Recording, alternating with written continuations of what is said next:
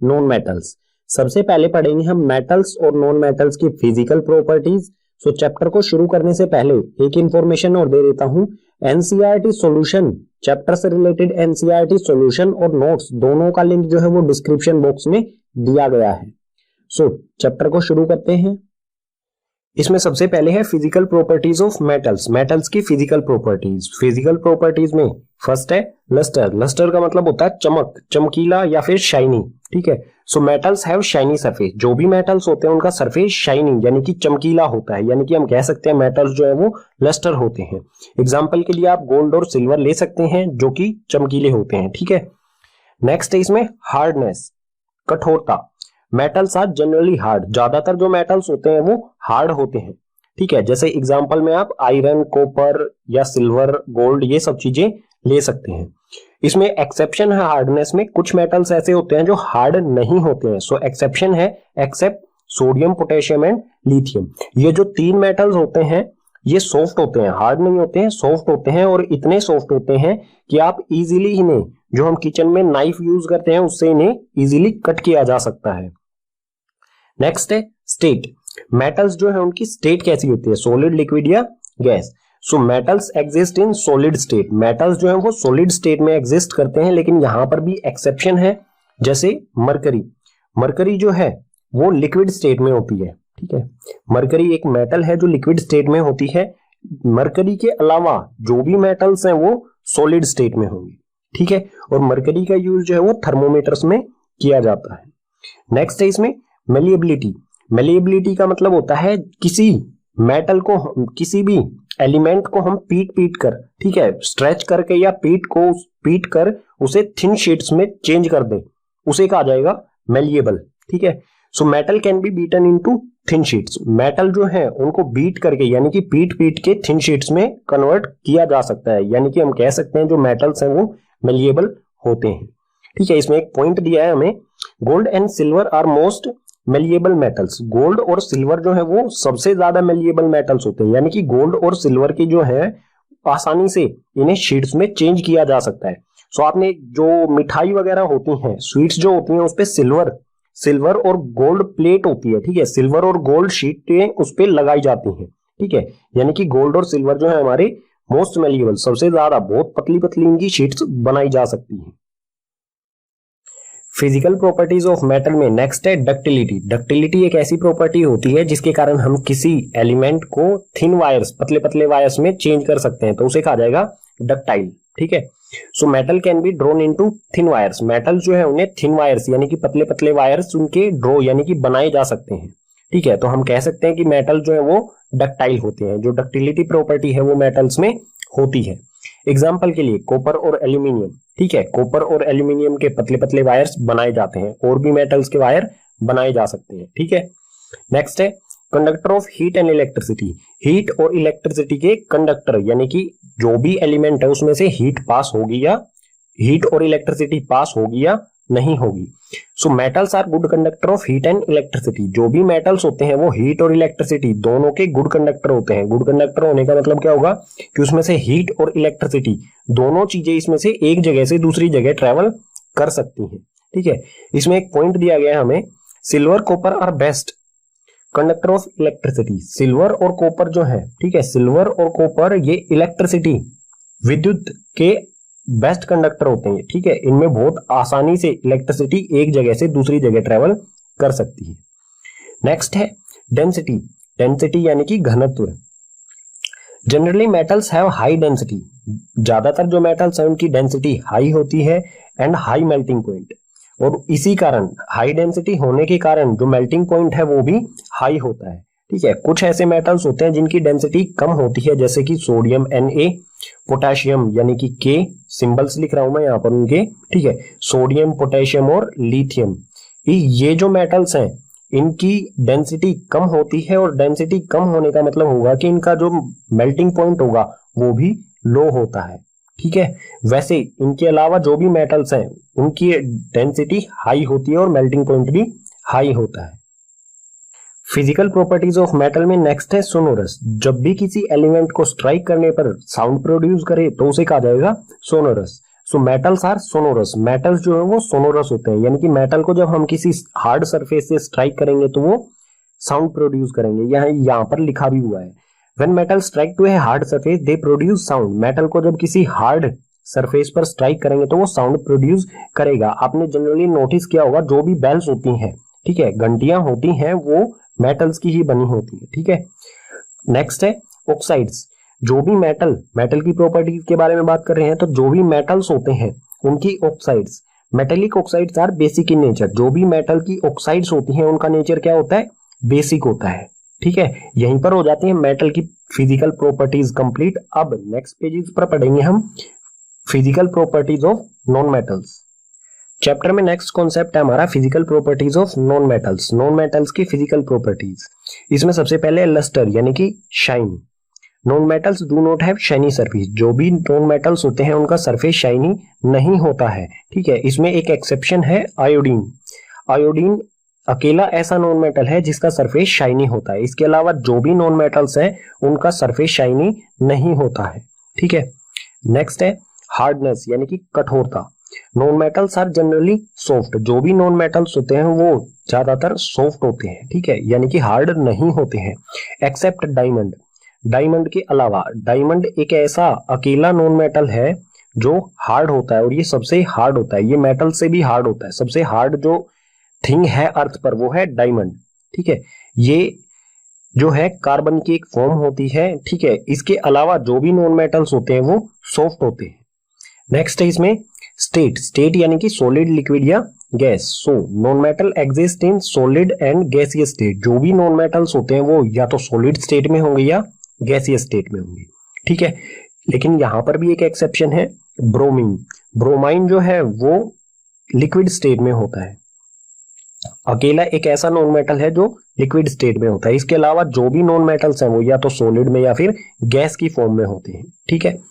Next है इसमें malleability. Malleability मैं आपको बता चुका हूं, जिसको हम थिन शीट्स में चेंज कर सकें उसे कहा जाएगा malleable. So non metals are non malleable. जो भी नॉन मेटल्स होते हैं वो नॉन मेलिएबल होते हैं, यानी कि इन्हें थिन शीट्स में कन्वर्ट नहीं किया जा सकता है, ठीक है, इसलिए इन्हें कहा जाएगा non malleable. Physical properties of non metals में नेक्स्ट है डक्टिलिटी। डक्टिलिटी यानी कि थिन वायर्स में कन्वर्ट हो जाए उसे कहेंगे डक्टाइल, जो थिन वायर्स में कन्वर्ट ना हो तो उसे कहेंगे non ductile. So non metals are non ductile, जो भी नॉन मेटल्स है वो नॉन डक्टाइल होते हैं, यानी कि नॉन मेटल्स को थिन वायर्स में कन्वर्ट नहीं किया जा सकता है। नेक्स्ट है conductor of heat and electricity. Electricity और हीट के कंडक्टर की इलेक्ट्रिसिटी और हीट इसमें से पास होगी या नहीं। So non metals are poor conductor of heat and electricity. जो भी नॉन मेटल्स होते हैं वो पुअर कंडक्टर होते हैं हीट और इलेक्ट्रिसिटी दोनों के। पुअर कंडक्टर होने का मतलब होगा कि हीट और इलेक्ट्रिसिटी इसमें से पास नहीं होती है। लेकिन यहाँ पर एक एक्सेप्शन है, ग्रेफाइट। ग्रेफाइट जो है उसमें से इलेक्ट्रिसिटी इजीली पास होती है। जो पेंसिल जो होती है उसको हमें किसी भी प्लग वगैरह में नहीं डालना चाहिए, हमें शॉक लग सकता है, इलेक्ट्रिक शॉक लग सकता है, ठीक है। सो ग्रेफाइट जो है वो इलेक्ट्रिसिटी का गुड कंडक्टर होती है, और ये एक नॉन मेटल होता है, ये भी एक कार्बन की फॉर्म होती है, ठीक है। नेक्स्ट है density. Generally non metals have low density and low melting point. ज्यादातर जो नॉन मेटल्स हैं उनकी डेंसिटी जो है वो लो होती है, और डेंसिटी लो होने के कारण ही इनका मेल्टिंग पॉइंट जो है वो भी लो होता है, ठीक है। Physical properties of non metals में नेक्स्ट है सोनोरस, यानी कि साउंड प्रोड्यूस होती है या नहीं नॉन मेटल से। So non metals are not sonorous, यानी कि नॉन मेटल्स जो है वो नॉट सोनोरस, यानी कि उनमें से किसी भी तरह की साउंड प्रोडक्शन नहीं होती है। When non metal strike to hard surface they do not produce sound. जब नॉन मेटल को किसी हार्ड सरफेस पर स्ट्राइक किया जाता है तो वो किसी भी प्रकार की साउंड प्रोड्यूस नहीं करते हैं, ठीक है। नेक्स्ट है ऑक्साइड्स। जो भी नॉन मेटल होता है वो ऑक्सीजन के साथ रिएक्शन करके नॉन मेटल ऑक्साइड बनाएगा, ठीक है। सो जो नॉन मेटल ऑक्साइड्स होते हैं उनके बारे में है, non metal oxides are acidic in nature. जो भी नॉन मेटेलिक ऑक्साइड्स होते हैं वो नेचर में एसिडिक होते हैं, ठीक है। इसी के साथ नॉन मेटल्स की फिजिकल प्रॉपर्टीज हो जाती हैं कंप्लीट। चैप्टर में हमारा नेक्स्ट कॉन्सेप्ट है chemical properties of metals. Metals की फिजिकल प्रॉपर्टीज हमने पढ़ी, अब हम पढ़ेंगे केमिकल प्रॉपर्टीज मेटल्स की, ठीक है। इसमें फर्स्ट है reaction of metal with air. जो भी मेटल है वो एयर के साथ किस तरह से रिएक्शन करता है ये देखते हैं सबसे पहले।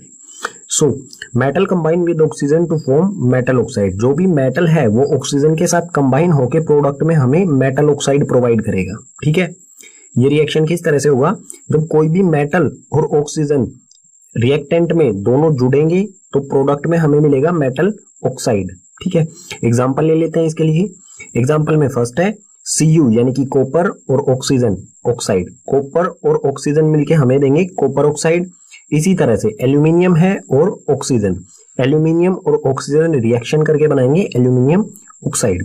कोई भी मेटल ऑक्सीजन के साथ रिएक्शन करके मेटल ऑक्साइड ही बनाएगा। ठीक है, पीछे वाले पेज पर हमने मेटल और ऑक्सीजन के रिएक्शन के बारे में पढ़ा, लेकिन सभी मेटल जो है वो ऑक्सीजन के साथ एक तरह से रिएक्शन नहीं करते हैं। सभी जो है वो अलग अलग रिएक्टिविटी शो करते हैं ऑक्सीजन के साथ। So different metal show different reactivity toward oxygen. इसमें पहला पॉइंट है Na यानी कि सोडियम एंड K यानी कि potassium. Sodium and potassium react so vigorously that they catch fire if kept in open place, so they are kept immersed in kerosene oil. Sodium और potassium जो है ये oxygen के साथ बहुत तेजी के साथ रिएक्शन करते हैं, और इतनी तेजी के साथ रिएक्शन करते हैं कि ये जब ओपन प्लेस पर इन्हें रखा जाता है, यानी कि एयर की प्रेजेंस में जब इन्हें रखा जाएगा तो ये फायर कैच कर लेते हैं। और इस फायर, इन एलिमेंट्स को फायर से बचाने के लिए इन्हें केरोसिन ऑयल में इमर्स यानी कि डुबो कर रखा जाता है। ठीक है, तो सोडियम और पोटेशियम जो है ये बहुत तेजी के साथ रिएक्शन करते हैं। नेक्स्ट है इसमें surface of Mg, Al, Zn, Pb are covered with a thin layer of oxide which prevent them from further oxidation।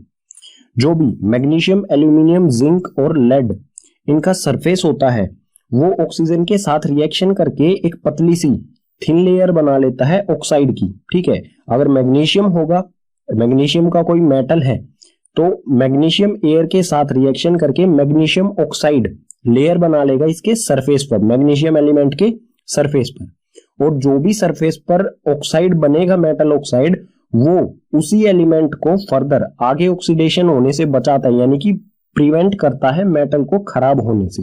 ठीक है, नेक्स्ट है Fe does not burn on heating but iron fillings burn vigorously।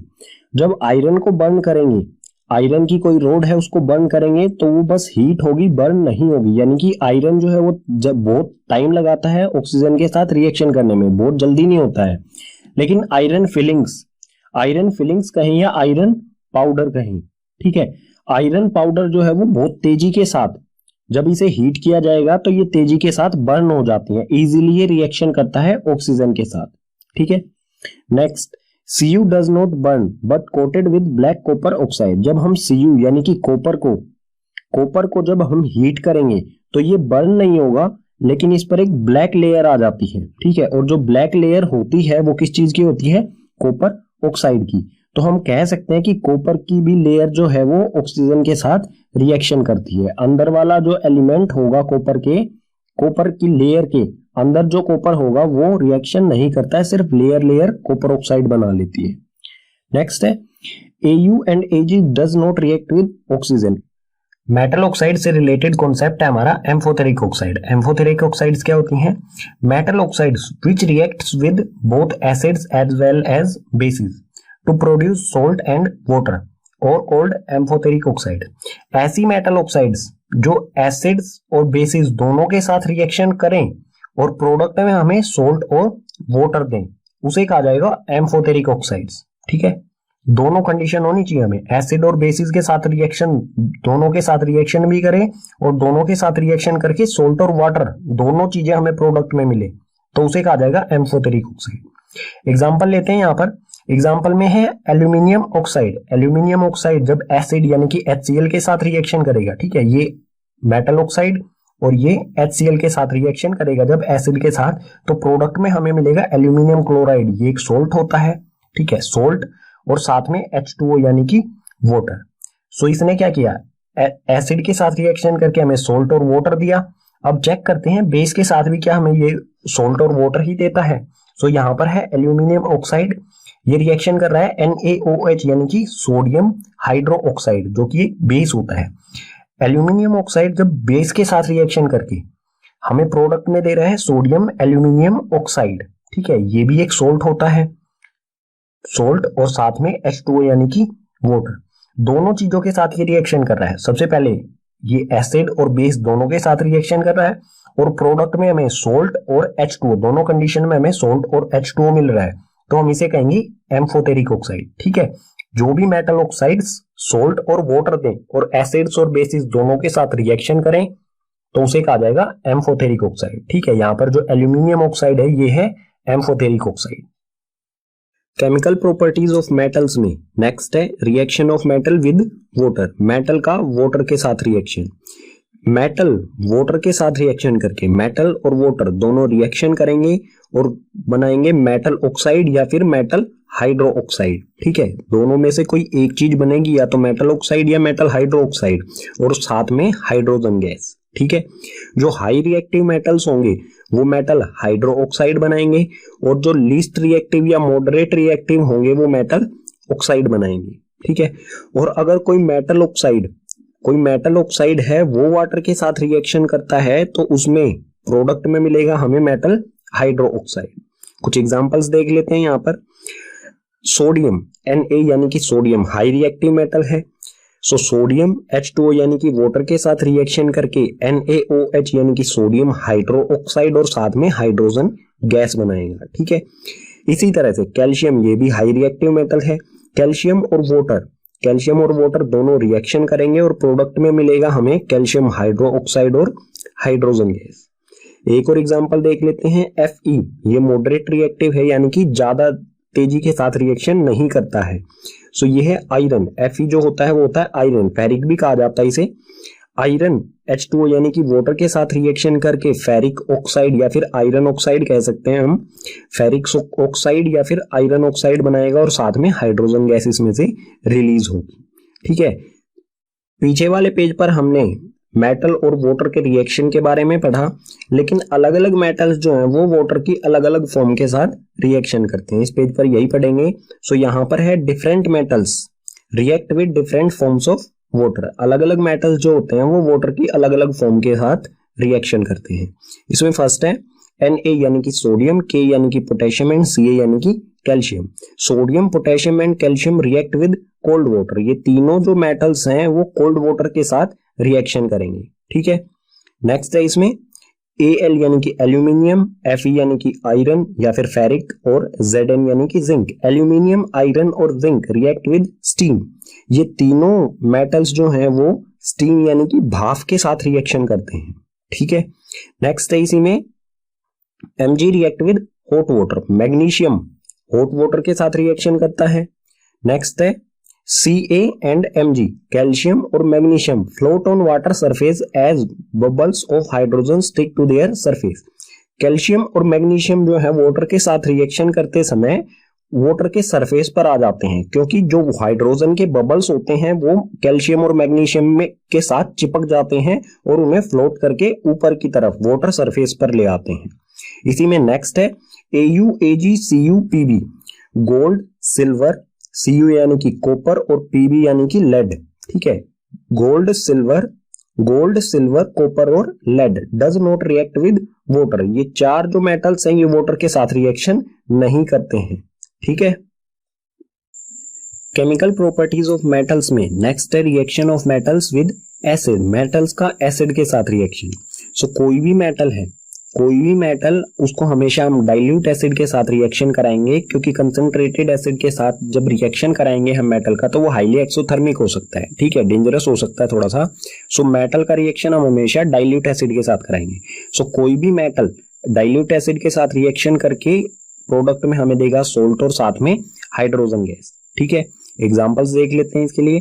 Example में है यहाँ पर ferric यानी कि iron Fe और साथ में एसिड में है यहाँ पर hydrochloric acid, dilute hydrochloric acid. जब ये दोनों रिएक्शन करेंगे, आयरन और हाइड्रोक्लोरिक एसिड दोनों रिएक्शन करेंगे तो प्रोडक्ट में हमें मिलेगा आयरन क्लोराइड। ठीक है, या फिर कह सकते हैं फेरिक क्लोराइड, और ये एक सोल्ट होता है। ठीक है, हमें मिलेगा फेरिक क्लोराइड सोल्ट और साथ में हाइड्रोजन गैस। ठीक है, एक और एग्जांपल देख लेते हैं।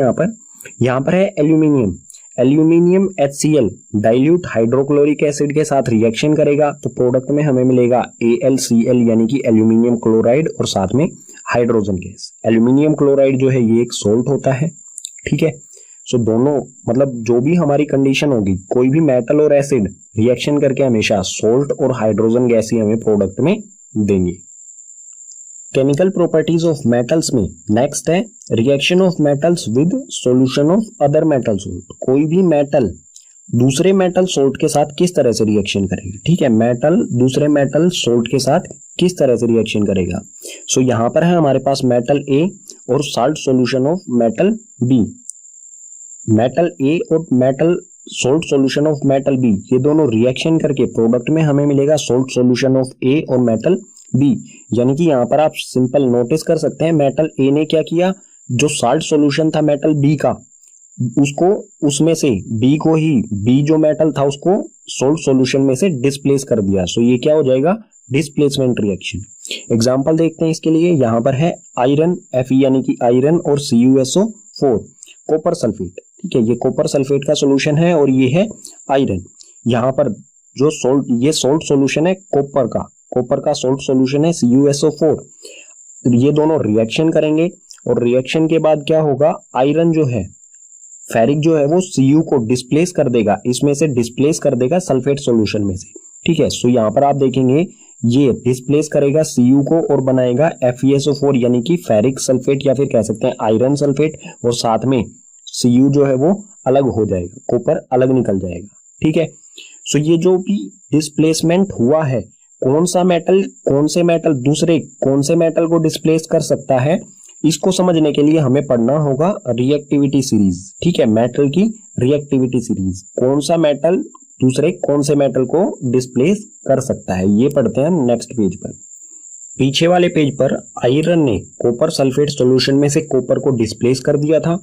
क्यों कर दिया था, क्योंकि आयरन हाई रिएक्टिव मेटल होता है और कॉपर लो रिएक्टिव मेटल होता है। तो हमेशा high reactive metal low reactive metal को डिस्प्लेस कर देता है उसी के सोल्ट सॉल्यूशन में से, ठीक है। अब कौन सा मेटल हाई रिएक्टिव है और कौन सा लो रिएक्टिव है, ये पता चलता है हमें रिएक्टिविटी सीरीज से। रिएक्टिविटी सीरीज क्या होती है, it is A list of metals arrange in the decreasing order of reactivity. ये मेटल्स की लिस्ट होती है जो कि डिक्रीजिंग ऑर्डर में उनकी रिएक्टिविटी को शो करती है। यानी कि जो लिस्ट होगी, ये सीरीज होगी, इसमें सबसे ऊपर हाई रिएक्टिव मेटल होगा और जैसे जैसे हम लिस्ट में नीचे की तरफ जाते जाएंगे वहां पर हमें लो रिएक्टिव मेटल्स मिलते जाएंगे, ठीक है। यहां पर एक पॉइंट यहां पर भी लिख दिया मैंने, reactivity decreases from top to bottom. Reactivity जो है वो डिक्रीज होती है टॉप से बॉटम, यानी कि जो ऊपर है वो हाई रिएक्टिव है, जैसे जैसे नीचे जाएंगे वहां पर लो रिएक्टिव मेटल्स आते जाएंगे, ठीक है। सो यहाँ पर मोस्ट रिएक्टिव मेटल, सबसे रिएक्टिव मेटल होता है K यानी कि पोटेशियम, सेकंड पे आता है सोडियम, थर्ड पे कैल्शियम, उसके बाद magnesium, aluminium, zinc, iron, lead, hydrogen, copper, mercury, silver और गोल्ड, ठीक है। इसमें जो ऊपर की तरफ है ये जो मेटल्स हैं ये हाईली रिएक्टिव मेटल्स हैं, सबसे ऊपर जो होगा वो उतना ही हाई रिएक्टिव होगा। जैसे जैसे इसमें हम नीचे जाएंगे रिएक्टिविटी जो है वो कम होती जाएगी। सो जो पीछे वाला रिएक्शन था आयरन और कॉपर सल्फेट का, सो पोजीशन देखते हैं हम यहाँ पर, आयरन की पोजीशन है ये और कॉपर की पोजीशन है ये। सो कॉपर क्या है, कम रिएक्टिव है आयरन से, ठीक है। कॉपर को कौन कौन से मेटल्स डिस्प्लेस कर सकते हैं, जो भी इसमें ऊपर दिए गए हैं। यहाँ पर जो हाइड्रोजन है ये नॉन मेटल है, ठीक है, बाकी सभी मेटल्स हैं। सो कॉपर जो है, कॉपर को कौन कौन डिस्प्लेस कर सकता है, कॉपर से ऊपर वाले सभी मेटल्स, ठीक है। इसी तरह आयरन को कौन डिस्प्लेस कर सकता है, इससे ऊपर वाले सभी मेटल्स, यानी कि ये आयरन से ऊपर जो है वो सभी इसको डिस्प्लेस कर सकते हैं।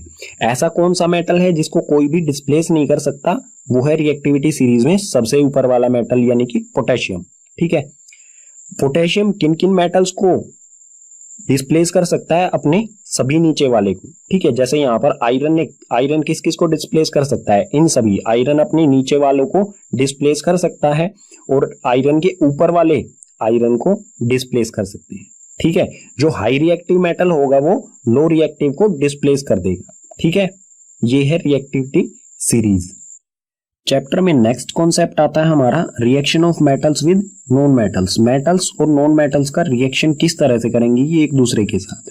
सो मेटल्स और नॉन मेटल्स के रिएक्शन को समझने से पहले हम कुछ पॉइंट्स को समझते हैं, उसके बाद देखेंगे ये रिएक्शन किस तरह से होगा, ठीक है। इसमें फर्स्ट पॉइंट है reactivity of elements is the tendency to attain a completely filled valence shell. जो भी एलिमेंट्स हो हमारे, चाहे वो मेटल्स हो या नॉन मेटल हो, वो सभी क्या करते हैं, उनमें एक टेंडेंसी होती है कि वो अपने वैलेंस शेल यानी कि लास्ट शेल जो होता है उसको कंप्लीट फिल करने की कोशिश करते हैं। ठीक है, एग्जांपल लेते हैं। यहाँ पर एग्जांपल है इस पॉइंट का Na यानी कि सोडियम का एटॉमिक नंबर होता है 11, यानी कि इसमें इलेक्ट्रॉन्स की संख्या कितनी होती है, नंबर ऑफ इलेक्ट्रॉन्स होते हैं इसमें 11। सो जो भी इलेक्ट्रॉन्स होते हैं, सोडियम का इलेक्ट्रॉनिक कन्फिग्रेशन क्या होगा, इसके फर्स्ट शेल में हमेशा फर्स्ट शेल में 2 इलेक्ट्रॉन्स होते हैं, सेकंड शेल में 8 इलेक्ट्रॉन्स होते हैं। यहां पर हम चेक करेंगे टोटल कितने हो गए, 2 और 8 हो गए 10, तो इसमें से 10 को माइनस करेंगे तो बचेगा 1 इलेक्ट्रॉन, थर्ड शेल में आ जाएगा 1 इलेक्ट्रॉन। ठीक है, सो इसका इलेक्ट्रॉनिक कन्फिग्रेशन क्या हुआ, 2, 8 और 1। वैलेंस शेल जो है वो लास्ट शेल होता है। ठीक है, जरूरी नहीं है कि 3 शेल हो, किसी में 4 भी हो सकते हैं या 3 से कम भी हो सकते हैं। ठीक है, सो हमेशा लास्ट शेल में जो है वो फिल करने की कोशिश करता है, कंप्लीट फील्ड। और कंप्लीट फील्ड करने के लिए टोटल जो लास्ट हमेशा वैलेंस शेल में उसको टोटल 8 इलेक्ट्रॉन्स की जरूरत होती है। यहां पर कितना है, 1। सो या तो इसमें ये 7 इलेक्ट्रॉन्स को ले सकता है जिसमें बहुत ज्यादा एनर्जी लगेगी, लेकिन ये 1 इलेक्ट्रॉन को इजीली लूज कर सकता है। अगर 1 इलेक्ट्रॉन को ये लूज कर देगा तो इसका वैलेंस शेल कौन सा होगा, सेकंड वाला। ठीक है, थर्ड तो रहेगा ही नहीं, फिर कोई भी इलेक्ट्रॉन नहीं है उसमें, तो थर्ड जो शेल है वो खत्म हो जाएगा और लास्ट वैलेंस शेल होगा इसका सेकंड।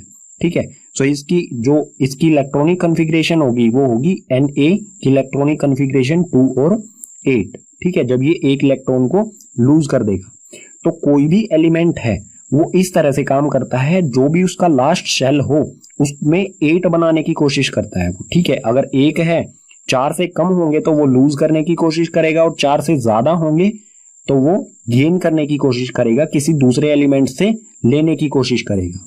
ठीक है, इसके बारे में आगे और डिटेल में पढ़ेंगे जब हम मेटल और नॉन मेटल का रिएक्शन पढ़ेंगे। ठीक है, इसमें नेक्स्ट पॉइंट है metal lose electron from their valence shell to form cation.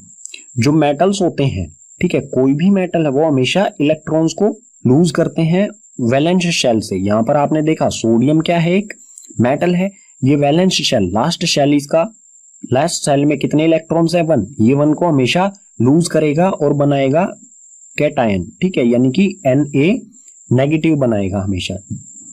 ठीक है, सॉरी Na पॉजिटिव बनाएगा। ठीक है, Na पॉजिटिव यानी कि पॉजिटिव साइन क्या दर्शाता है कि इसने 1 इलेक्ट्रॉन जो है वो गिव अप कर दिया है, किसी दूसरे एलिमेंट को दे दिया है। ठीक है, नेक्स्ट पॉइंट है non metals gain electron in their valence shell to form N। जो भी नॉन मेटल्स होते हैं वो हमेशा इलेक्ट्रॉन्स का गेन करते हैं और लास्ट शेल में हमेशा ये गेन करेंगे इलेक्ट्रॉन्स का और बनाएंगे एनियंस। ठीक है, यानी कि जैसे क्लोरीन होता है, ठीक है, क्लोरीन एक इलेक्ट्रॉन किसी से लेता है और बनाता है Cl नेगेटिव। ठीक है, ये नेगेटिव जो साइन है ये क्या शो करता है कि इसने कोई 1 इलेक्ट्रॉन किसी दूसरे एलिमेंट से लिया है। ठीक है, अब इस तरह का जो रिएक्शन होता है जिसमें मेटल लूज करता है और नॉन मेटल गेन करता है इलेक्ट्रॉन को। ठीक है, इसी तरह से इन दोनों में रिएक्शन होता है। ठीक है, मेटल जो है वो नॉन मेटल को गिव कर देता है, कुछ इलेक्ट्रॉन्स दे देता है उनके साथ रिएक्शन करते हुए। ठीक है, इस तरह का जो रिएक्शन होता है उसमें जो कंपाउंड बनता है सो उसे क्या कहा जाता है, the compound formed by the transfers of electrons from metal to non metal are called ionic compound और इलेक्ट्रोवैलेंट कंपाउंड। जो भी कंपाउंड बनेगा जब कोई मेटल इलेक्ट्रॉन ट्रांसफर कर दे, ठीक है, मेटल नॉन मेटल को इलेक्ट्रॉन ट्रांसफर कर दे, उसे कहा जाएगा आयनिक कंपाउंड या फिर कह सकते हैं इलेक्ट्रोवैलेंट कंपाउंड। ठीक है, ये कंपाउंड हमेशा बनेगा मेटल्स और नॉन मेटल्स के रिएक्शन में। ठीक है, अब एग्जांपल देख लेते हैं मेटल और नॉन मेटल्स का रिएक्शन जो है वो किस तरह से होता है, किस तरह से मेटल 1 इलेक्ट्रॉन लूज करता है या 1 से ज्यादा लूज करता है और नॉन मेटल जो है वो किस तरह से गेन करता है, और ये दोनों कैटायन और एनियन किस तरह से बनते हैं। ठीक है, मेटल और नॉन मेटल का जो रिएक्शन होता है यानी कि आयनिक कंपाउंड जो बनता है वो किस तरह से बनता है उसका एक एग्जांपल ले लेते हैं। सो इसमें एग्जांपल ले रहे हैं हम फॉर्मेशन ऑफ NaCl। NaCl यानी कि सोडियम क्लोराइड किस तरह से बनता है। सो Na होता है सोडियम, ठीक है, और Cl होता है क्लोरीन। Na का इलेक्ट्रॉनिक कॉन्फ़िगरेशन होता है 2 8 और 1 और Cl का होता है 2 8 और 7, ठीक है। इसके वैलेंस शेल में एक इलेक्ट्रॉन होता है और इसके वैलेंस शेल में 7 इलेक्ट्रॉन होते हैं। सो हम इसे बनाएंगे इस तरह से Na, इसके वैलेंस शेल यानी कि लास्ट शेल में कितने इलेक्ट्रॉन, एक, ठीक है, इसे हम एक डॉट से शो कर सकते हैं। और इसी तरह क्लोरीन के वैलेंस शेल में कितने इलेक्ट्रॉन्स, 7। सो इसे हम क्रॉस से शो करेंगे 1 2 3 4 5 6 एंड 7। ये हो गए क्लोरीन के इलेक्ट्रॉन्स और ये हो गया एक सोडियम का इलेक्ट्रॉन। सोडियम इलेक्ट्रॉन क्या करेगा, ये अपने वैलेंस शेल को कंप्लीट करने की कोशिश करेगा। इसको 7 की जरूरत है लेकिन 7 लेने में तो बहुत ज्यादा एनर्जी लगेगी, इसलिए ये क्या करेगा, एक को इजीली लूज कर देगा और ये लूज करेगा, वो जो इलेक्ट्रॉन है वो क्लोरीन को दे देगा, ठीक है। ये इलेक्ट्रॉन आ गया यहाँ पर क्लोरीन के पास। जो भी ये इलेक्ट्रॉन देगा, देने वाला हमेशा क्या होता है, पॉजिटिव होगा और लेने वाला हो जाएगा नेगेटिव, ठीक है। और ये बनाएगा यहाँ पर NaCl, ठीक है। इसको अगर हम इक्वेशन की फॉर्म में लिखेंगे तो किस तरह से लिखेंगे, ये है सोडियम, ये Na पॉजिटिव, इसके इलेक्ट्रॉनिक कॉन्फ़िगरेशन है 2 8 1। एक इलेक्ट्रॉन ये लूज कर दिया, इसने यहां से एक इलेक्ट्रॉन लूज किया, पॉजिटिव चार्ज आ गया इस पर और ये बचा यहाँ पर 2 8 और एक इलेक्ट्रॉन यहाँ पर आ गया अलग से, ठीक है। जो इलेक्ट्रॉन होगा अलग से निकला वो होगा नेगेटिव चार्ज, ठीक है। एक इलेक्ट्रॉन आ गया। अब ये जो एक इलेक्ट्रॉन है ये कहां पर जाएगा, ये जाएगा क्लोरीन के पास। यहाँ पर है क्लोरीन, इसका इलेक्ट्रॉनिक कॉन्फ़िगरेशन 2 8 7 और इसमें एक इलेक्ट्रॉन प्लस कर देंगे, ये वाला नेगेटिव इलेक्ट्रॉन इसमें प्लस कर देंगे तो ये बन जाएगा क्लोरीन नेगेटिव, ठीक है। इसका इलेक्ट्रॉनिक कॉन्फ़िगरेशन हो जाएगा 2 8 8, ठीक है। और इस पर चार्ज क्या होगा, नेगेटिव, क्योंकि इसने एक इलेक्ट्रॉन कहां से लिया है, किसी से। जो भी किसी से लेगा तो उसका नेगेटिव चार्ज, जो किसी को इलेक्ट्रॉन देगा उस पर पॉजिटिव चार्ज, ठीक है। एक और एग्जांपल देख लेते हैं मेटल और नॉन मेटल के रिएक्शन में। AlCl2 यानी कि एल्यूमिनियम क्लोराइड किस तरह से बनता है। सो एल्यूमिनियम जो होता है उसका इलेक्ट्रॉनिक कॉन्फ़िगरेशन होता है 2 8 2, ठीक है, यानी कि इसका एटॉमिक नंबर क्या होता है 12, ठीक है। और क्लोरीन का हम पहले ही पता है हमें 2 8 और 7। सो क्या होगा इसमें, एल्यूमिनियम के वैलेंस शेल में कितने इलेक्ट्रॉन है 2। सो ये बनाएंगे हम एल्यूमिनियम, इसके वैलेंस शेल में ये 2 इलेक्ट्रॉन्स, ये डॉट जो बनाए ये हो गए 2 इलेक्ट्रॉन्स। इसी तरह क्लोरीन के वैलेंस शेल में 7 इलेक्ट्रॉन्स जो हम क्रॉस से शो कर रहे हैं, ठीक है। सो ये हो गए 7 इलेक्ट्रॉन्स क्लोरीन के। अब जो एल्यूमिनियम है ये एक इलेक्ट्रॉन तो क्लोरीन को दे देगा। अब क्लोरीन का इलेक्ट्रॉनिक कॉन्फ़िगरेशन तो हो गया पूरा, 8 इसमें पूरे हो गए, लेकिन अभी भी इसके पास एक इलेक्ट्रॉन बचा, तो ये क्या करेगा, एक और क्लोरीन होगा उसको दे देगा, ठीक है। यानी कि एल्यूमिनियम जो है वो 2 क्लोरीन के साथ रिएक्शन करेगा। ये दूसरा क्लोरीन जो एक इलेक्ट्रॉन है ये इसको दे देगा, ठीक है। सो ये हो जाएगा, इस पर चार्ज हो जाएगा, जब ये 2 इलेक्ट्रॉन्स को दे देगा तो हो जाएगा 2 पॉजिटिव और क्लोरीन एक नेगेटिव चार्ज इस पर और एक इस पर। इसे इक्वेशन की फॉर्म में हम इस तरह से लिख सकते हैं, यहाँ पर ये लाइन लगा देता हूं मैं, इस तरह से लिख सकते हैं एल्यूमिनियम 2 इलेक्ट्रॉन ये लूज करेगा, ठीक है। इसका कॉन्फ़िगरेशन क्या है 2 8 और 2। यहाँ पर ये 2 इलेक्ट्रॉन लूज करने के बाद हो जाएगा 2 और 8 और 2 इलेक्ट्रॉन यहाँ पर आ जाएंगे, ठीक है। ये आगे 2 इलेक्ट्रॉन अलग से। अब क्लोरीन क्या करेगा, क्लोरीन जो है क्लोरीन एक इलेक्ट्रॉन के साथ रिएक्शन करेगा, एक क्लोरीन एक इलेक्ट्रॉन के साथ। सो क्लोरीन है ये 2 8 7, एक इलेक्ट्रॉन इसमें जोड़ देंगे तो ये हो जाएगा Cl 2 8 और 8, इस पर हो जाएगा नेगेटिव चार्ज। और ये ऐसे ऐसे 2 क्लोरीन जाके एल्यूमिनियम के साथ रिएक्शन करेंगे, ठीक है। मेटल और नॉन मेटल के रिएक्शन से जो भी हमारा आयनिक कंपाउंड होता है उसकी कुछ प्रॉपर्टीज देखते हैं। So properties of ionic compounds, इसमें पहले है physical nature of ionic compound. ये कैसे होते हैं, they are solid and hard generally brittle. जो भी आयनिक कंपाउंड्स होते हैं वो सॉलिड होते हैं और हार्ड होते हैं। हार्ड होने के साथ साथ ये ब्रिटल होते हैं यानी कि इजीली ब्रेकेबल। जिस तरह से मार्बल्स होते हैं कंचे, वो हार्ड होते हैं, लेकिन जब हम हैमर से स्ट्राइक करते हैं मार्बल्स पर वो इजीली ब्रेक भी हो जाते हैं। तो जो आयनिक कंपाउंड्स होते हैं उनकी प्रॉपर्टीज कुछ वैसी ही होती हैं, हार्ड के साथ साथ इजीली ब्रेकेबल। ठीक है, नेक्स्ट है melting and boiling point. Ionic compounds का मेल्टिंग और बॉइलिंग पॉइंट की बात करें, they have high melting and boiling point. Melting point भी इनका हाई होता है और बॉइलिंग पॉइंट भी हाई होता है, दोनों चीजें मेल्टिंग पॉइंट और बॉइलिंग पॉइंट दोनों हाई होते हैं। नेक्स्ट है solubility, soluble in water but not in kerosene, petrol, etc. जो भी आयनिक कंपाउंड्स होते हैं वो वाटर में तो सोल्यूबल होते हैं, बट केरोसिन और पेट्रोल जैसे पदार्थ होते हैं, हमारे मैटर होते हैं, इनमें ये सोल्यूबल नहीं होते हैं। नेक्स्ट है कंडक्शन ऑफ इलेक्ट्रिसिटी। इलेक्ट्रिसिटी को कंडक्ट करते हैं या नहीं, कंडक्ट करने का मतलब होगा कि ये गुड कंडक्टर है, ठीक है, और कंडक्टर ना करने का मतलब होगा पुअर कंडक्टर, यानी कि इनमें इलेक्ट्रिसिटी ट्रांसफर होती है या नहीं एक जगह से। They conduct electricity in molten state and solution form but not in solid state. अगर ये मोल्टन स्टेट में है यानी कि पिघली हुई अवस्था में है तो ये इलेक्ट्रिसिटी को कंडक्ट करेंगे, ठीक है, मोल्टन स्टेट में कंडक्ट करते हैं इलेक्ट्रिसिटी को, और सॉल्यूशन की फॉर्म में है तो भी इलेक्ट्रिसिटी को कंडक्ट करते हैं। लेकिन सॉलिड स्टेट में अगर है आयनिक कंपाउंड कोई सॉलिड स्टेट में है तो वो इलेक्ट्रिसिटी को कंडक्ट नहीं करता है, सिर्फ मोल्टन और सॉल्यूशन स्टेट में ही ये इलेक्ट्रिसिटी को कंडक्ट करते हैं, यानी कि एक जगह से दूसरी जगह इलेक्ट्रिसिटी को ट्रांसफर कर सकते हैं। ठीक है, चैप्टर में हमारा नेक्स्ट कॉन्सेप्ट है अकरेंस ऑफ मेटल्स। मेटल्स किस तरह से बनते हैं, ये एक वास्ट प्रोसेस है, इसको समझने के लिए हमें कुछ टर्म्स को समझना पड़ेगा। इसमें फर्स्ट है मिनरल्स। मिनरल्स क्या होते हैं, द एलिमेंट और compound which occur naturally in the earth crust are called minerals. Minerals ऐसे एलिमेंट और कंपाउंड्स होते हैं जो हमें नेचुरली अर्थ क्रस्ट से मिलते हैं, यानी कि पृथ्वी की सतह से मिलते हैं या पृथ्वी के अंदर से मिलते हैं, उन्हें कहा जाता है मिनरल्स। ठीक है, नेक्स्ट है इसमें ओर्स।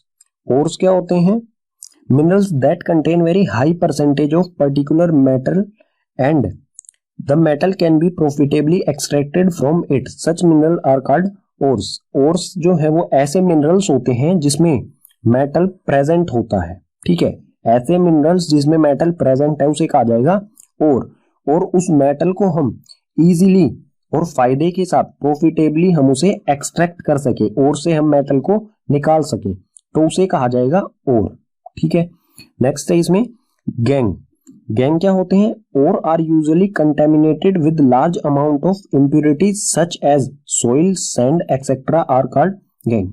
जो ओर्स होते हैं उसमें बहुत बड़ी मात्रा में कुछ इम्प्यूरिटीज होती हैं, ठीक है, जिसकी हमें जरूरत नहीं होती है, जैसे कि सोइल और सैंड, रेत या मिट्टी कह सकते हैं। जब हमें अर्थ क्रस्ट से कुछ भी मिलता है उसमें रेत और मिट्टी बहुत बड़ी मात्रा में होती है, सो ये इम्प्यूरिटी होती है जिसकी हमें जरूरत नहीं होती, उसे कहा जाएगा गैंग। यानी कि जो अर्थ क्रस्ट से हमें मेटल की फॉर्म मिलती है वो किस फॉर्म में मिलता है, और प्लस गैंग। ठीक है, और प्लस गैंग ये हमें अर्थ क्रस्ट से मिलते हैं। अब देखते हैं extraction of metals from ores. जो भी ओर्स होते हैं उससे हम मेटल किस तरह से एक्सट्रैक्ट करते हैं, इसमें हमें कुछ स्टेप्स लेने होते हैं। ठीक है, सो यहाँ पर कुछ स्टेप्स लिखे हैं उन्हें देखते हैं। स्टेप 1 में है एनरिचमेंट ऑफ ओर्स। सबसे पहले क्या करेंगे, हम जो भी ओर है हमारा उसको इस लायक बनाएंगे कि उसमें से हम मेटल निकाल सके, और इसको इस लायक बनाने के लिए हमें क्या करना होगा, और जो होता है वो अकेला नहीं होता है, उसमें सबसे प्राइमरी तौर पर जो हमें और मिलता है अर्थ क्रस्ट से वो क्या होता है, और प्लस गैंग, यानी कि उसमें और के साथ साथ कुछ इम्प्यूरिटीज भी होती हैं। सबसे पहले क्या करेंगे, इन इम्प्यूरिटीज को अलग करेंगे। ठीक है, इनको जब हम अलग कर देंगे यानी कि गैंग जो है उसको हम निकाल देंगे तो बचेगा और। उसके बाद इस और से हम मेटल्स को निकालते हैं। ठीक है, जब हमें मेटल्स मिल जाएंगे उसके बाद हम करेंगे रिफाइनिंग ऑफ मेटल्स। ठीक है, ये 3 स्टेप्स हमें लेने होते हैं। मेटल्स को लास्ट में करेंगे हम रिफाइनिंग, यानी कि बिल्कुल प्योरेस्ट फॉर्म में लेके आएंगे मेटल की। ठीक है, इन तीनों स्टेप्स को एक एक करके पढ़ते हैं डिटेल में। ठीक है, नेक्स्ट पेजेस पर। एक्सट्रैक्शन ऑफ मेटल में स्टेप 1 है हमारा enrichment of ores. Enrichment of ores होता क्या है, it is the process of removing gang from ores. ये एक ऐसा प्रोसेस होता है जिसमें हम गैंग को रिमूव कर देते हैं ओर्स में से। ठीक है, गैंग को हटा देते हैं। गैंग यानी कि इम्प्योरिटी को हटा देना ओर में से, ठीक है। नेचर से हमें क्या मिलता है, ओर प्लस गैंग मिलता है, तो ओर में से गैंग को हटाना जो होता है उसी प्रोसेस को कहा जाएगा एनरिचमेंट ऑफ ओर्स। और ये किस तरह से किया जाएगा, कुछ मेथड्स और कुछ टेक्निक्स होंगी जो यहाँ पर दी गई हैं। These techniques methods are used in this process. यहाँ पर हमें कुछ टेक्निक और मेथड्स के द्वारा हम जो भी गैंग है इसको रिमूव करेंगे। इसमें फर्स्ट है हाइड्रोलिक वॉशिंग, सेकंड है मैग्नेटिक सेपरेशन, थर्ड है फ्रोथ फ्लोटेशन और लास्ट फोर्थ है केमिकल सेपरेशन जिसे लीचिंग भी कहा जाता है। सो इन मेथड्स को एक एक करके नेक्स्ट पेजेस पर डिटेल में पढ़ते हैं। सबसे पहले देखेंगे hydraulic washing. Enrichment of ores यानी कि जो भी हमें मिनरल्स से ओर्स मिलते हैं उनके साथ जो भी इंप्योरिटीज मिलती हैं गैंग, उसको रिमूव किस तरह से किया जाएगा, उसका फर्स्ट प्रोसेस है हाइड्रोलिक वॉशिंग। हाइड्रोलिक वॉशिंग को ग्रेविटी सेपरेशन भी कहा जाता है। सो इसके प्रिंसिपल और किस बेसिस पर ये काम करता है उसको पढ़ते हैं। In this process crushed ore are washed by water stream. If an ore is denser than gangue, then the gangue particle are washed away with water stream and heavy ores remain behind. इस process में सबसे पहले हम क्या करेंगे, ores और gang, जो भी हमें ओर और गैंग अर्थ क्रस्ट से मिला है उसे हम क्रश करेंगे और उसे पानी से, वाटर स्ट्रीम से उसे वॉश करेंगे, ठीक है। अगर ओर की डेंसिटी ज्यादा होगी गैंग से, ठीक है, यानी कि गैंग की डेंसिटी कम है, ओर की डेंसिटी ज्यादा है, तो गैंग पार्टिकल्स जो है वो वाटर के साथ बह जाएंगे और पीछे रहेंगे ओर पार्टिकल्स, ठीक है। ओर पार्टिकल्स जो है वो पीछे रह जाएंगे और गैंग पार्टिकल्स है वो पानी के साथ बह जाएंगे, ठीक है। इसको डायग्राम से समझते हैं किस तरह से काम करता है। इसके लिए हमें जरूरत होती है एक स्लोप टेबल की, ठीक है। ये स्लोप टेबल होती है जिसमें गड्ढे होते हैं, डग्स होते हैं। इसमें क्रश्ड और डाला जाता है ऊपर की ओर, ठीक है। इसमें क्रश और क्रश्ड करके इसमें डाल दिया जाता है और इसे पानी का बहाव भी छोड़ दिया जाता है। जैसे जैसे और आता रहता है इसमें से ऐसे ऐसे पानी का बहाव भी आता रहता है। इन डग्स यानी कि गड्ढों में है जो है वो और रह जाता है और पानी के बहाव के कारण जो भी इम्प्योरिटी है वो पानी के साथ बह के इस टैंक में आ जाएगी। यानी कि हमें जो प्योर और है, ओर्स जो है वो हमें इन डग्स यानी कि गड्ढों में मिल जाएगा, ठीक है। इसमें कई तरह के ओर्स को रिफाइन किया जाता है, यानी कि उनमें से इम्प्योरिटी रिमूव की जाती है। टीन के ओर्स होते हैं या फिर लेड के ओर्स होते हैं, उसको इस प्रोसेस से ही, हाइड्रोलिक वॉशिंग से ही साफ किया जाता है।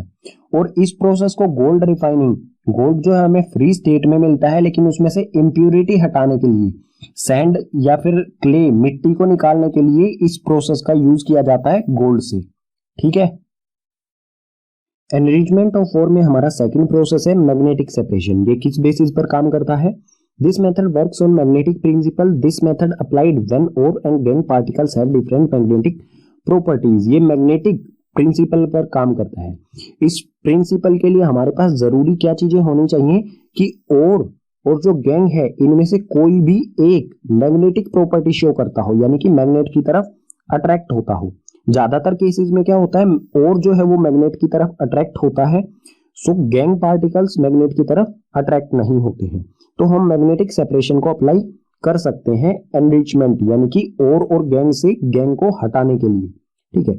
सो इस प्रिंसिपल में सबसे पहले क्या करेंगे हम, और गैंग जो भी हमें ये दिया गया है अर्थ क्रस्ट से हमें मिला है जो ये, इसमें हम इसको हम पाउडर बनाएंगे, क्रश करेंगे और इसमें डाल देंगे, ठीक है। इसमें डालने के बाद इसमें से धीरे धीरे ये करके इस बेल्ट पर आता रहेगा।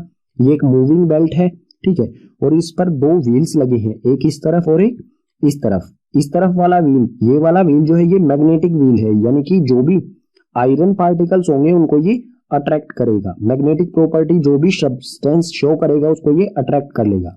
सो यहाँ पर क्रश्ड और डाला गया है, यहाँ पर गैंग और के पाउडर, ठीक है, पार्टिकल्स यहाँ पर मूव करते रहेंगे और आगे की तरफ धीरे धीरे बढ़ते रहेंगे। जो गैंग पार्टिकल्स होंगे वो मैग्नेटिक प्रॉपर्टी शो नहीं करेंगे, तो वो क्या होंगे, जैसे ही व्हील यहाँ पर आएंगे वो नीचे की तरफ यहीं पर गिर जाएंगे।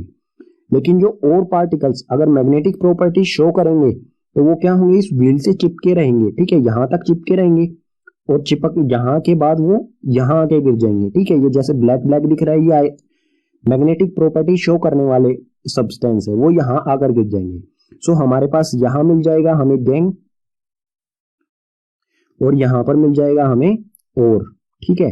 दोनों चीजें हम अलग अलग कर चुके हैं। और इसमें कौन कौन से ओर्स को अलग किया जाता है इस प्रोसेस के द्वारा? मैग्नेटाइट ओर्स होते हैं, क्रोमलाइट और मैग्नीज ओर्स, और भी बहुत सारे ओर्स हैं जिससे मैग्नेटिक सेपरेशन से जिन ओर्स को और गैंग को अलग अलग किया जाता है। ठीक है। एनरिचमेंट ऑफ ओर्स यानी कि ओर से गैंग को हटाने के लिए नेक्स्ट प्रोसेस है फ्रोथ फ्लोटेशन। ये किस प्रिंसिपल पे काम करता है? It is a process for separating hydrophobic and hydrophilic materials. ये हाइड्रोफोबिक और हाइड्रोफिलिक मटेरियल्स को अलग करने का प्रोसेस है। ठीक है। सो हाइड्रोफोबिक का मतलब क्या होगा? जो पानी में मिक्स ना हो, वाटर में मिक्स ना हो, और हाइड्रोफिलिक का मतलब होगा वो पानी में इजीली डिसॉल्व हो जाए, मिक्स हो जाए। ठीक है। सो जो भी हम इस प्रोसेस में और गैंग को अलग अलग करते हैं उसमें और जो है वो हाइड्रोफोबिक होता है, यानी कि पानी में वाटर में इजीली मिक्स नहीं होता है, और हाइड्रोफिलिक यानी कि वाटर में इजीली मिक्स होने वाला होता है गैंग। इसको डायग्राम से समझते हैं किस तरह से ये प्रोसेस काम करता है। इसमें एक टम्बलर लेंगे, ठीक है, उसमें पाइन ऑयल और वाटर का मिक्सचर होगा। ठीक है, प्रॉपर कंपोजिशन में पाइन ऑयल और वाटर का मिक्सचर होगा। इसमें और प्लस गैंग जो भी हमें अर्थ क्रस्ट से ये मिला है इसको क्रश करके इसमें डाल दिया जाएगा, और इसमें डालने के बाद जो गैंग है वो तो वाटर में इजीली डिसॉल्व हो जाएगा, लेकिन और जो है वो इसमें सस्पेंडेड रहेगा। ठीक है, और जो है वो पाइन ऑयल के पार्टिकल्स के साथ चिपक जाएगा, वाटर में नहीं जाएगा, वो पाइन ऑयल के पार्टिकल्स के साथ चिपक जाएगा। उसके बाद जो ये पाइप है इससे प्रेशर्ड एयर इसमें डाली जाएगी, और उसके साथ साथ ये जो नीचे वाला सिस्टम है ये तेजी के साथ घूमने लगेगा। जैसे ही एयर इसमें जाएगी तो इसमें से बबल्स बनने शुरू हो जाएंगे पाइन ऑयल के। ठीक है, ऑयल के बबल्स बन के ऊपर आ जाएंगे, फ्रोथ बन जाएगा, फ्रोथ यानी कि झाग बन जाएंगे। ठीक है, इसलिए इसका प्रोसेस का नाम भी फ्रोथ फ्लोटेशन रखा गया है। झाग बन के इसमें ऊपर आ जाएंगे, और जो पाइन ऑयल के झाग होंगे इसी में होगा हमारा और।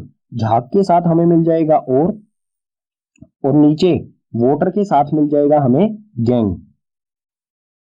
ठीक है, दोनों चीजें अलग अलग हो जाएंगी झाग से। उसके बाद हम और को निकाल लेंगे और गैंग की जरूरत हमें होती नहीं। ठीक है, दोनों चीजें अलग अलग हो गई हैं।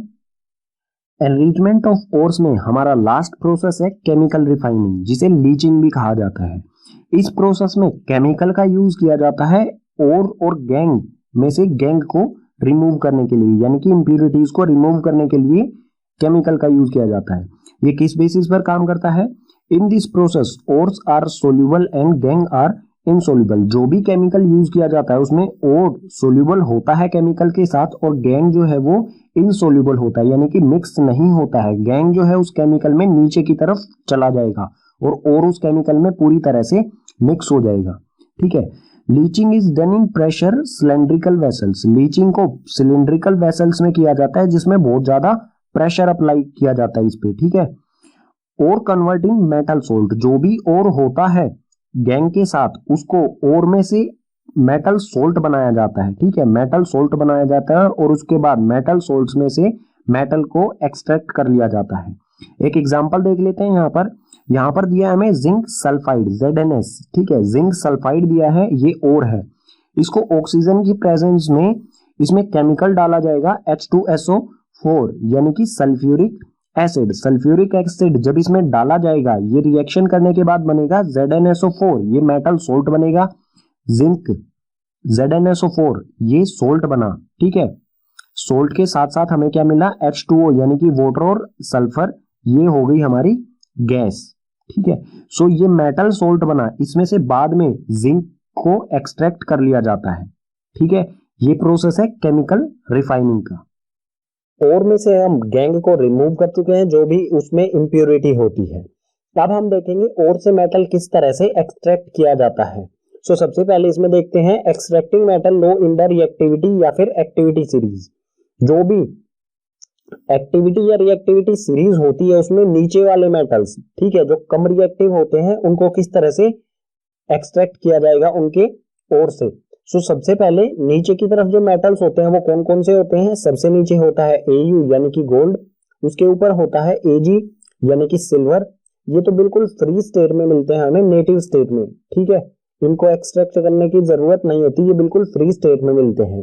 ठीक है, और इनके अलावा जो नीचे की तरफ मेटल्स होते हैं वो होता है Hg और Cu यानी कि मरकरी और copper.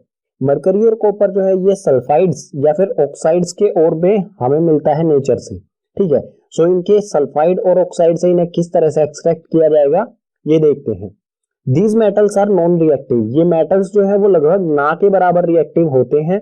The oxides of these metals can be reduced by heating, जो भी इनका ऑक्साइड्स होता है या फिर सल्फाइड होता है उनको इजीली रिड्यूस किया जा सकता है हीटिंग से, और ज्यादा हीट नहीं करना होता है, थोड़ी सी हीटिंग से ही काम हो जाता है, ये एक्सट्रैक्ट अलग निकल जाते हैं इनके ओर से। एग्जाम्पल देख लेते हैं इसके लिए, जैसे Hg यानी कि मरकरी एक्सट्रैक्ट फ्रॉम सिनाबार यानी कि HgS, जो मरकरी सल्फाइड होता है ये और होता है मरकरी का जिसे सिनाबार कहा जाता है। तो सिनाबार में से मरकरी को किस तरह से एक्सट्रैक्ट किया जाएगा, इसकी जो रिएक्शन होगा वो किस तरह से होगा, ये है मरकरी सल्फाइड, इसको ऑक्सीजन की प्रेजेंस में हीट करेंगे, हीट करने के बाद ये बन जाएगा HgO यानी कि मरकरी ऑक्साइड, और सल्फर डाइऑक्साइड गैस जो है वो बन इसमें से निकल जाएगी। ठीक है, उसके बाद जो हमें ये HgO मिला है, मरकरी ऑक्साइड मिला है, इसको हम लगातार हीट करेंगे आगे। ठीक है, थोड़ा सा और हीट करेंगे इसे, तो ये मरकरी और ऑक्सीजन, ठीक है, मरकरी अलग हो जाएगा और ऑक्सीजन गैस इसमें से निकल जाएगी, यानी कि हमें क्या मिल गया लास्ट में, प्योर मरकरी मिल गया। ठीक है, similarly Cu2S can be obtain, इसी तरह से कॉपर सल्फाइड जो है उसको भी ऑब्टेन किया जा सकता है। कॉपर सल्फाइड को भी इसी प्रकार से ऑक्सीजन की प्रेजेंस में हीट किया जाएगा। ठीक है, इसके रिएक्शन जो है यहाँ पर लिखा गया, इसे देख लेते हैं। ये है कॉपर सल्फाइड, कॉपर सल्फाइड को भी ऑक्सीजन की प्रेजेंस में हीट करेंगे, हीट करने के बाद ये कन्वर्ट हो जाएगा कॉपर ऑक्साइड में, और SO2 जो गैस है वो इसमें से निकल जाएगी। ठीक है, इसके बाद जो हमें Cu2O कॉपर ऑक्साइड मिला है, इसको हम फिर से हीट करेंगे, किसकी प्रेजेंस में, यहां पर हम इसे हीट करेंगे कॉपर सल्फाइड की प्रेजेंस में। ठीक है, इसकी प्रेजेंस में यहां पर इसे हीट किया जाएगा। कॉपर ऑक्साइड और कॉपर सल्फाइड इनको साथ में हीट करेंगे तो हमें मिल जाएगा कॉपर और ऑक्सीजन गैस इसमें से निकल जाएगी। इस कंडीशन में भी हमें क्या मिल गया, प्योर कॉपर मिल गया। ठीक है, इस तरह से जो लो एक्टिविटी सीरीज में नीचे वाले मेटल्स जो हैं उनको एक्सट्रैक्ट किया जाता है। ठीक है, हल्की सी हीट की आवश्यकता होती है इन्हें एक्सट्रैक्ट करने के लिए। ठीक है, रिएक्टिविटी सीरीज में नीचे वाले मेटल्स को एक्सट्रैक्ट करने के बाद अब हम देखते हैं रिएक्टिविटी सीरीज के मिडल यानी कि बीच वाले जो मेटल्स होते हैं उनको किस तरह से एक्सट्रैक्ट किया जाता है उनके ओर्स से। So extracting metals middle in the reactivity या फिर एक्टिविटी सीरीज, जो भी मिडल में होते हैं उनको किस तरह से एक्सट्रैक्ट किया जाएगा। मिडल में कौन कौन से मेटल्स होते हैं, जिंक होता है, आयरन और लेड। ठीक है, इस तरह के कुछ मेटल्स होते हैं, इनके बारे में कुछ दिया गया है, ये पढ़ लेते हैं सबसे पहले। These metals usually present as sulphides और कार्बोनेट्स, जो भी ये मेटल्स हैं ये दो टाइप के ओर्स पाए जाते हैं, एक तो सल्फाइड ओर्स के रूप में पाए जाते हैं हमें, और एक कार्बोनेट्स ओर की फॉर्म में पाए जाते हैं।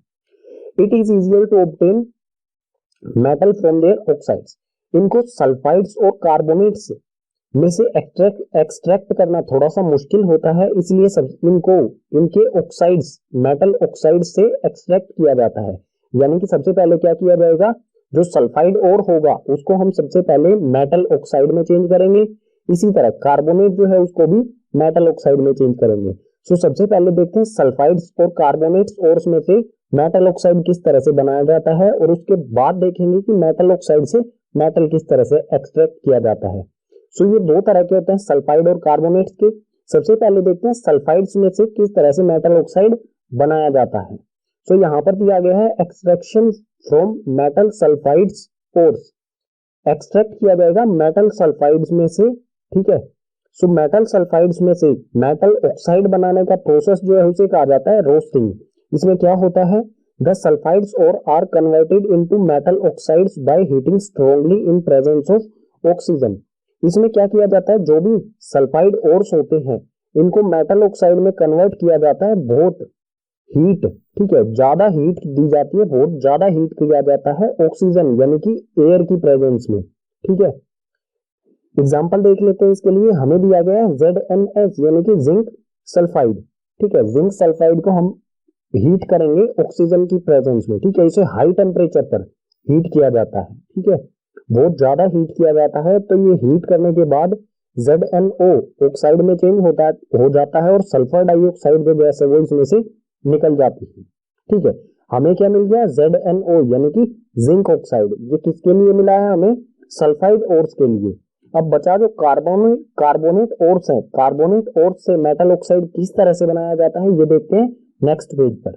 अब है extraction from metal carbonate ores. जो मेटल कार्बोनेट्स ओर होते हैं उससे किस तरह से एक्सट्रैक्ट किया जाता है, इस प्रोसेस को कहा जाता है कैल्सिनेशन। ठीक है, यानी कि मेटल कार्बोनेट्स को मेटल ऑक्साइड में चेंज करने का प्रोसेस जो है उसे कहा जाता है कैल्सिनेशन। ठीक है, इसमें क्या होता है, the carbonate ores are change into oxides by heating strongly in absence या फिर लिमिटेड ऑक्सीजन। इसमें जो भी कार्बोनेट ओर्स होते हैं उनको मेटल ऑक्साइड में चेंज किया जाता है। ठीक है, उनके ऑक्साइड में चेंज किया जाता है बहुत ज्यादा हीट करके। ठीक है, या तो वहां पर ऑक्सीजन होनी ही नहीं चाहिए या फिर लिमिटेड ऑक्सीजन होनी चाहिए। ठीक है, ऑक्सीजन की अब्सेंस में।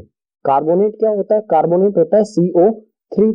तो इसमें पहले से ही ऑक्सीजन होती है। ठीक है, इसलिए इसमें ऑक्सीजन की जरूरत नहीं होनी चाहिए हमें हीट करते समय। ठीक है, ये रिएक्शन किस तरह से होगा, सपोज कर लीजिए हमें दिया गया है जिंक कार्बोनेट, ये और है, इसमें से हमें जिंक ऑक्साइड बनाना है इसको, तो क्या करेंगे, इसे हीट करेंगे, बहुत ज्यादा टेम्परेचर पर इसे हीट करेंगे तो ये चेंज हो जाएगा ZnO यानी कि जिंक ऑक्साइड, और इसमें से CO2 जो है वो इसमें से निकल जाएगी। सो पीछे वाला प्रोसेस जो था रोस्टिंग, उसमें भी हमें क्या मिल गया था, जिंक ऑक्साइड, और इस वाले प्रोसेस में कैल्सिनेशन में भी हमें क्या मिल गया है, zinc oxide. Now we get metal oxide by the process of roasting और कैल्सिनेशन। जोन सा भी हमारा प्रोसेस था, रोस्टिंग सल्फाइड ओर्स के लिए और कैल्सिनेशन कार्बोनेट ओर्स के लिए, इन दोनों प्रोसेस से हमें क्या मिल गया है, मेटल ऑक्साइड मिल गया है। ठीक है, अब मेटल नेक्स्ट पेज पर हम देखेंगे कि मेटल ऑक्साइड से मेटल किस तरह से मिलेगा हमें। रिएक्टिविटी सीरीज के मिडल वाले मेटल्स के ओर्स को हमने कन्वर्ट किया मेटल ऑक्साइड में रोस्टिंग और कैल्सिनेशन प्रोसेस से, और हमें मिला मेटल ऑक्साइड यानी कि ZnO। ठीक है, दोनों प्रोसेस से रोस्टिंग और कैल्सिनेशन से हमें क्या मिला था, मेटल ऑक्साइड। एग्जांपल में ZnO मिला था हमें। अब इस ZnO का हम करेंगे रिडक्शन, यानी कि इसमें से मेटल को अलग करेंगे। ठीक है, so reduction of metal oxide to metal, जो भी ये मेटल ऑक्साइड है इसमें से हम मेटल निकालेंगे रिडक्शन प्रोसेस से। रिडक्शन क्या होता है, चैप्टर 1 में आप पढ़ चुके होंगे, फिर से बता देता हूं। It means removing of oxygen from a compound. जो भी हमें कंपाउंड दिया गया है इसमें से ऑक्सीजन को अलग करना। ठीक है, ऑक्सीजन को अलग करेंगे तो यहाँ पर बच जाएगा सिर्फ Zn, यानी कि हमें प्योर मेटल मिल जाएगा। For reduction we use some reducing agents. Reduction हम किस चीज से करेंगे, कुछ रिड्यूसिंग एजेंट से। और रिड्यूसिंग एजेंट्स कौन कौन से होते हैं, जैसे कि कार्बन मोनोऑक्साइड और H2। कार्बन को यहाँ पर कोक भी कहा जाता है। ठीक है, सो इन रिड्यूसिंग एजेंट्स का यूज करेंगे इसमें से ऑक्सीजन को हटाने के लिए। और जो भी रिड्यूसिंग एजेंट्स होते हैं वो ऑक्सीजन के साथ बहुत अच्छे से बॉन्डिंग बनाते हैं, किसी भी दूसरे कंपाउंड से वो ऑक्सीजन को हटा लेते हैं, खुद उनके साथ ऑक्सीजन के साथ रिएक्शन करते हैं। सो हमने लिया यहाँ पर ZnO जो हमें रोस्टिंग और कैल्सिनेशन प्रोसेस से मिला था, और उसकी कार्बन के साथ रिएक्शन कराएंगे। जैसे ही हम इसमें कार्बन के साथ रिएक्शन कराएंगे तो ये हो जाएगा Zn, जिंक बन जाएगा, और हमें मिलेगा कार्बन मोनोऑक्साइड। यहाँ पर ZnO किस में चेंज हो गया, Zn में, यानी कि यहाँ पर क्या हुआ, ZnO का रिडक्शन। ठीक है, और हमें प्योर मेटल मिल गया। यानी कि जो मिडल वाले मेटल्स थे उनके ओर से हमने सबसे पहले रोस्टिंग और कैल्सिनेशन प्रोसेस से उनका मेटल ऑक्साइड बनाया, और उसके बाद मेटल ऑक्साइड का किया हमने रिडक्शन, उसके बाद हमें मिल गया ये मेटल। ठीक है, एक्सट्रैक्शन ऑफ मेटल्स में रिएक्टिविटी सीरीज के लो नीचे वाले मेटल्स और मिडल यानी कि बीच वाले मेटल्स को एक्सट्रैक्ट करने के बाद अब हम देखते हैं extracting metals top in the activity series या फिर रिएक्टिविटी सीरीज। जो रिएक्टिविटी सीरीज या फिर एक्टिविटी सीरीज में टॉप वाले मेटल्स हैं उनको किस तरह से एक्सट्रैक्ट किया जाएगा। टॉप में कौन कौन से मेटल्स होते हैं, sodium, potassium, calcium, magnesium, aluminium, ये सारे मेटल्स होते हैं। इनको किस तरह से एक्सट्रैक्ट किया जाएगा, इसमें हमें फर्स्ट पॉइंट दिया है, these metals are highly reactive, these are not reduced with reducing agents. जो ये मेटल्स हैं ये हाईली रिएक्टिव होते हैं और इनको रिड्यूसिंग एजेंट्स से रिड्यूस नहीं किया जा सकता है। रिड्यूसिंग एजेंट्स हम पीछे वाले पेजेस पर पढ़ चुके हैं, जैसे कार्बन, हाइड्रोजन या फिर carbon monoxide. In reducing agents से इनको रिड्यूस नहीं किया जा सकता है। सो इनको किस तरह से एक्सट्रैक्ट किया जाएगा, These metals are extracted by electrolytic reduction from their molten state. इनको इलेक्ट्रोलाइटिक रिडक्शन किया जाएगा, यानी कि इलेक्ट्रिसिटी के द्वारा इनका रिडक्शन किया जाएगा इनकी मोल्टन स्टेट यानी कि पिघली हुई अवस्था से। सबसे पहले इन्हें पिघलाया जाएगा, जो भी और होगा उसे सोल्ट में कन्वर्ट करके उसे पिघलाया जाएगा, मेल्ट किया जाएगा। उसके बाद एक एग्जांपल देख लेते हैं। एग्जांपल में है extraction of Na from NaCl। सबसे पहले क्या किया गया है, सोडियम ऑक्साइड को सोडियम क्लोराइड बनाया गया है। ठीक है, सोडियम क्लोराइड से हम सोडियम किस तरह से निकाला जाता है, एक्सट्रैक्ट किया जाता है, ये देखते हैं। इसमें हमें 2 पॉइंट दिए गए हैं, इनको बाद में पढ़ेंगे। डायग्राम से समझते हैं कि Na यानी कि सोडियम हमें किस तरह से मिलेगा। यहां पर रिएक्टिविटी सीरीज में सेकंड नंबर पर जो है वो सोडियम आता है, यानी कि ये हाई रिएक्टिव मेटल है। ठीक है, सो डायग्राम से समझते हैं। ये रोड्स हैं, इलेक्ट्रिक रोड्स हैं। ठीक है, सबसे पहले क्या करेंगे, NaCl सोडियम क्लोराइड को मेल्ट करेंगे। मेल्ट करने के बाद इस टम्बलर में डाल दिया जाएगा। ठीक है, और सोडियम हमने ये कंपाउंड बनता कैसे है, सोडियम इसमें Na पॉजिटिव चार्ज होता है और क्लोरीन नेगेटिव चार्ज होता है। ठीक है, Na एक इलेक्ट्रॉन क्लोरीन को दे देता है। अगर ये Na देता है तो ये पॉजिटिव चार्ज और ये लेने वाला जो है वो नेगेटिव चार्ज होगा। ठीक है, सो जब इसमें से इन दोनों रोड्स में से माइनस साइन जो नेगेटिव साइन जो होता है बैटरी का, उसे कहा जाता है कैथोड, और एनोड जो है वो पॉजिटिव साइन। सो इसमें जब इलेक्ट्रिसिटी पास की जाएगी, जैसे ही इसमें स्विच ऑन किया जाएगा, इलेक्ट्रिसिटी पास की जाएगी, तो इनकी जो बॉन्डिंग है NaCl ये टूट जाएगी। किस कारण, इलेक्ट्रिसिटी के कारण। ठीक है, इलेक्ट्रिसिटी इसका रीजन होगा। और Na पॉजिटिव साइन है तो Na जो है वो कैथोड यानी कि नेगेटिव साइन की तरफ, हमेशा पॉजिटिव नेगेटिव साइन अट्रैक्ट होते हैं एक दूसरे से।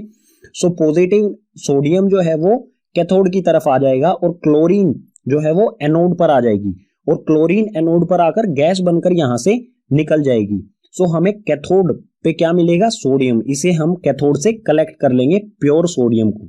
ठीक है, सो एक्सट्रैक्शन ऑफ मेटल्स में ये 2 पॉइंट्स में यही कहा गया है। मेटल डिपॉजिट एट कैथोड, जो भी मेटल होगा हमारे सोल्ट सॉल्यूशन में वो कैथोड पर जमा हो जाएगा। ठीक है, डिपॉजिट यानी कि जमा हो जाएगा। क्लोरीन लिबरेटेड एट एनोड, और जो भी नॉन मेटल होगा, हमेशा जो मेटल होता है वो हमारा पॉजिटिव चार्ज होता है, क्योंकि वो इलेक्ट्रॉन्स किसी दूसरे एलिमेंट को दे देता है। ठीक है, और जो भी मेटल के अलावा होगा, चाहे वो क्लोरीन हो या और कुछ भी हो, वो नेगेटिव चार्ज होगा, और वो कहां से लिबरेट होगा, एनोड से। एनोड से ये गैस बन के निकल जाएगा। ठीक है, फाइनली हमें मेटल मिलेगा कैथोड पर, यानी कि हम तीनों रिएक्टिविटी सीरीज के लो वाले मेटल्स, मिडल वाले मेटल्स और टॉप वाले मेटल्स, तीनों का एक्सट्रैक्शन हो चुका है कंप्लीट। यानी कि स्टेप 2 था एक्सट्रैक्शन ऑफ मेटल्स में, वो हो गया है कंप्लीट। अब चलते हैं स्टेप 3 जो है refining of metals. Extraction of metal में हमारा स्टेप 3 है refining of metals. Refining of metals जो है वो इलेक्ट्रोलाइसिस प्रोसेस से किया जाता है। ठीक है, so electrolysis widely use for metal refining. जो इलेक्ट्रोलाइसिस प्रोसेस है ये मेटल रिफाइनिंग के लिए ज्यादातर यूज किया जाता है, क्योंकि ये बहुत इजी मेथड होता है। ठीक है, इसे डायग्राम की मदद से समझते हैं। एग्जांपल ले लेते हैं। ठीक है, एग्जांपल में हम इसमें कॉपर को रिफाइन करेंगे। ठीक है, कॉपर यानी कि Cu, कॉपर को किस तरह से रिफाइन किया जाता है समझ लेते हैं। इसमें क्या किया जाएगा, कॉपर को रिफाइन करना है तो हमें कॉपर की एक प्योर कॉपर की एक रोड लेंगे या फिर प्लेट लेंगे जो कैथोड पर लगाएंगे। ठीक है, कैथोड यानी कि नेगेटिव साइन की तरफ, और एक लगाएंगे हम जिसको हमने एक्सट्रैक्ट किया है, यानी कि जिसे रिफाइन किया जाना है, उसे लगाएंगे हम एनोड यानी कि पॉजिटिव साइन पर। ठीक है, ये कैथोड पर जो हमारी रोड होगी या प्लेट होगी ये बिल्कुल थिन यानी कि पतली होनी चाहिए, और एनोड पर जो ये है ये मोटी होनी चाहिए, थिक होनी चाहिए। ठीक है, उसके बाद दोनों ये कॉपर की रोड होंगी, ये प्योर और ये इम्प्योर, जिसे रिफाइन किया जाना है। ठीक है, और जो ये टम्बलर है इसमें एक सॉल्यूशन लेंगे। सॉल्यूशन कौन सा होगा, जोन से भी मेटल को, कॉपर को रिफाइन करना है तो कॉपर का ही सल्फेट सॉल्यूशन यानी कि CuSO4 इसमें सॉल्यूशन लिया जाएगा। ठीक है, जोन सा भी मेटल है, अगर हम एल्यूमिनियम को इसमें रिफाइन करेंगे तो एल्यूमिनियम सल्फेट होना चाहिए यहाँ पर। ठीक है, कॉपर को रिफाइन कर रहे हैं तो कॉपर सल्फेट का यहाँ पर सॉल्यूशन लिया जाएगा इसमें। उसके बाद किया जाएगा यहाँ से स्विच ऑन।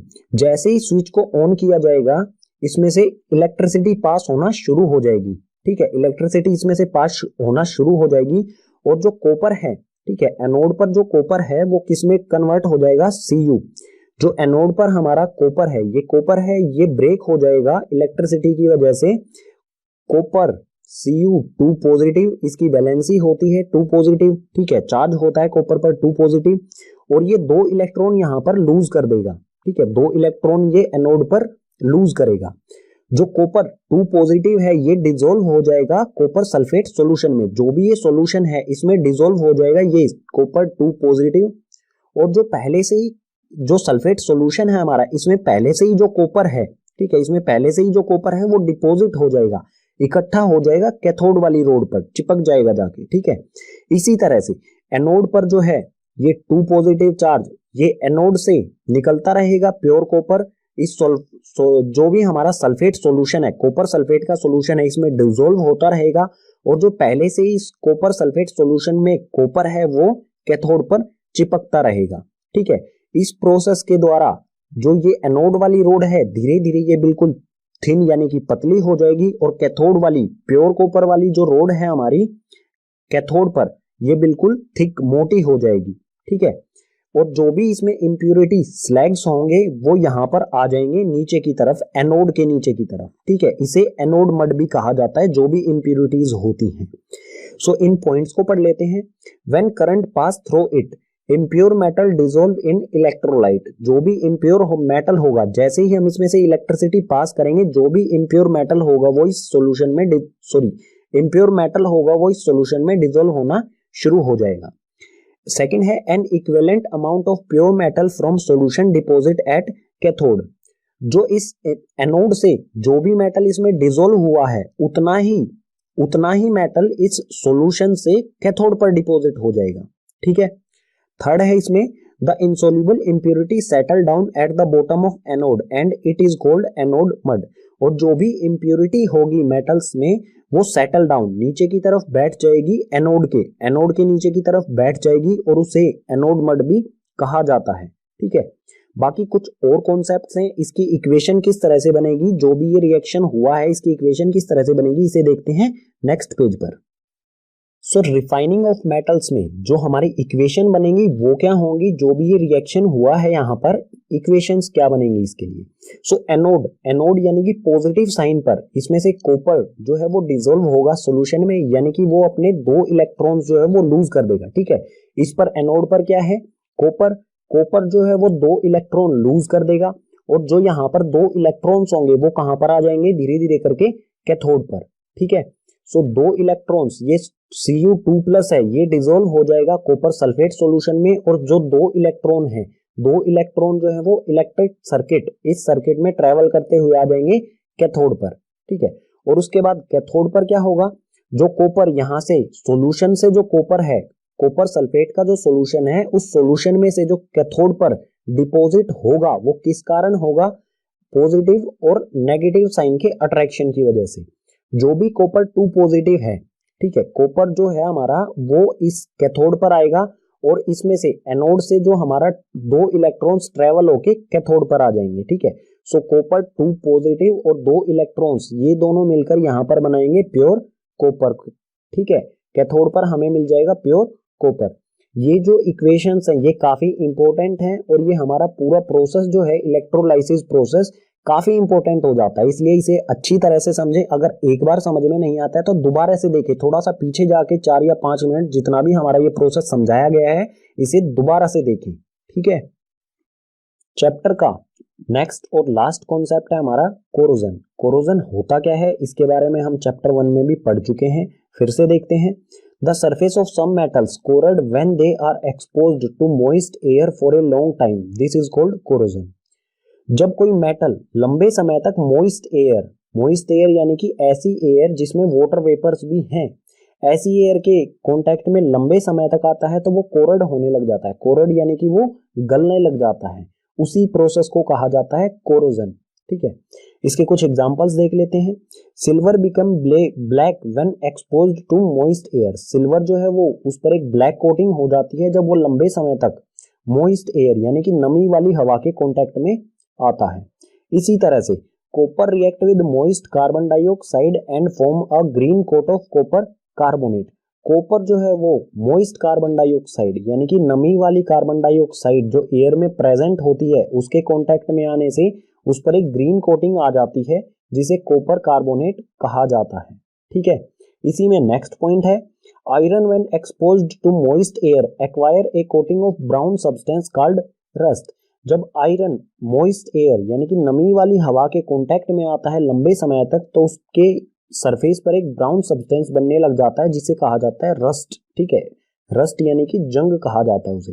ठीक है, इन तीनों पॉइंट से आप क्या समझेंगे, जो भी कोरोजन हो रहा है वो किसकी वजह से हो रहा है, moist air, moist carbon dioxide और मॉइस्ट एयर, यानी कि मॉइस्चर जो भी कोरोजन है वो उसके लिए कौन कौन सी चीजें रिस्पॉन्सिबल होंगी, दोनों चीजें होनी आवश्यक हैं, एयर भी और मॉइस्चर भी। अगर कोई मेटल सिर्फ एयर के कांटेक्ट में आता है तो वो कोरोजन उसका नहीं होगा, या फिर सिर्फ वो मॉइस्चर के कांटेक्ट में आता है तो उसका भी कोरोजन नहीं होगा। लेकिन अगर कोई मेटल इन दोनों के कांटेक्ट में आता है तो ही उसका कोरोजन होगा। ठीक है, कोरोजन जो है वो मेटल्स को डिस्ट्रॉय कर देता है धीरे धीरे करके। सो कोरोजन से बचाव होना जरूरी है मेटल्स का। सो प्रिवेंशन ऑफ कोरोजन, कोरोजन से मेटल का बचाव। The corrosion can be prevented by painting, oiling, greasing, galvanization, chrome plating, anodizing और making alloys। जो भी कोरोजन है उसको बचाया जा सकता है पेंट करके। ठीक है, जो भी मेटल्स होते हैं उनको पेंट कर दिया जाए तो उन पे उनका कोरोजन नहीं होगा, या फिर ऑयलिंग या ग्रीजिंग करके जो भी मेटल्स हैं उनके ऊपर ऑयल लगा दिया जाए या ग्रीस लगा दिया जाए तो वो एयर और मॉइस्चर के कांटेक्ट में नहीं आएंगे और उनका कोरोजन नहीं होगा। इसी तरह के कुछ प्रोसेस हैं गैल्वेनाइजेशन, क्रोम प्लेटिंग, एनोडाइजिंग और मेकिंग एलॉयज।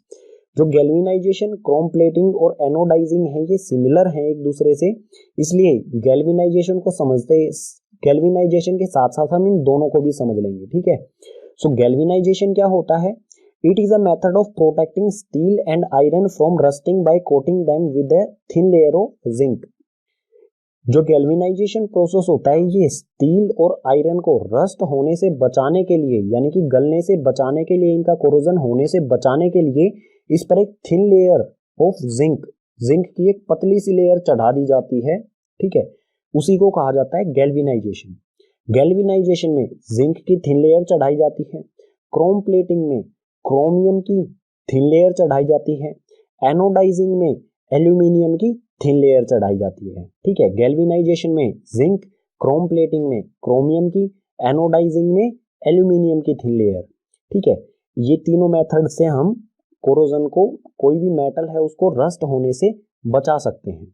अब बात आती है एलॉयज। एलॉयज क्या होते हैं, यहां पर इसकी डेफिनेशन है it is a homogeneous mixture of two or more metal or metal and non metal. जो एलॉय होते हैं वो मिक्सचर होते हैं, या तो दो या दो से ज्यादा मेटल्स का मिक्सचर होता है या फिर मेटल्स और नॉन मेटल्स का मिक्सचर होता है। ठीक है, समझ रहे हैं, मेटल और मेटल का मिक्सचर हो सकता है या फिर मेटल के साथ नॉन मेटल का भी मिक्सचर हो सकता है, उसे कहा जाएगा एलॉय। इसके कुछ एग्जांपल्स ले लेते हैं, जैसे आयरन को रस्टिंग होने से बचाने के लिए उसमें 0.05% कार्बन मिला दिया जाता है। ठीक है, उससे आयरन थोड़ा हार्ड भी हो जाता है और इसमें रस्टिंग भी बहुत धीमा हो जाता है, बहुत स्लो हो जाती है रस्टिंग। ठीक है, आयरन जो है वो आयरन प्लस कार्बन से बनाया जाता है। ठीक है, इसी तरह का एलॉय है स्टील जो है वो आयरन और निकेल से बना होता है या फिर आयरन और क्रोमियम से बना होता है।